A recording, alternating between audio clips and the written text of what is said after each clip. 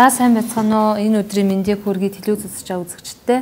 За тэгээд ер нь бол 2011 оны загварын чиг хандлагад ямар хуу хувцснууд нэвтэрч байгаа вэ? Дизайнерууд ямар хувцсыг санал болгож байгаа вэ гэдэг талаас бид нэр жоохон ярилцъя гэж бодлоо. За тэгээд ер нь бол 2010 оны загварын чиг хандлагад мэдээж өнгөний хувьд тэгээд силуэтийн хувьд тэгээд мөн шийдлийн хувьд аксессуар чимэглэл гутал гэдэг бүхэл зүйлүүд мэдээж орно.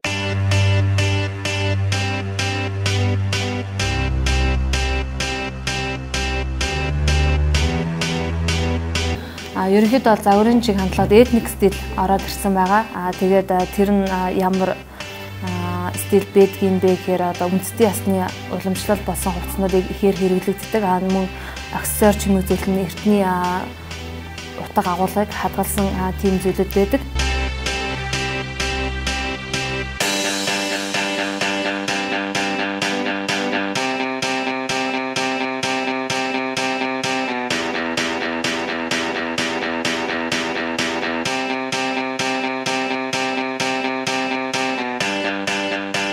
За тэгээ өнгөний хувьд гэх юм бол хар бор тэгээ мөн бежевый тэгээд шаргал бор ч юм уу нэлээ натуралны байгалийн гаралтай өнгөнүүд маш ихээр хэрэглээнд орж ирж байгаа. За тэгээд мөн дээр нь аксессуар чимэглэлийн хувьд гэх юм бол модон ийм үзүүлэлтүүд байж болно. Тэгээд ясан ийм үзүүлэлт тэр маш их хэрэглээнд орж ирж байгаа.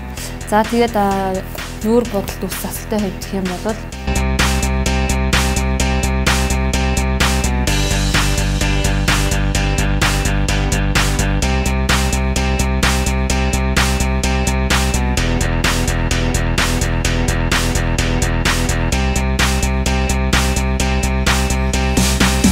за ерөнхий загварын чиг хандлагад иймэрхүү тэгээд X силуэт буюу А хэлбэрийн силуэтэд нэлээх орж ирж байгаа. За тэгээд би эсгээсэндээ бол эдгээрийг мөн тусгах гэж бодож байна. Тэгээд дээр нь бор болон саарл өнгөнүүдийг маш ихээр оруулах гэж бодож байгаа.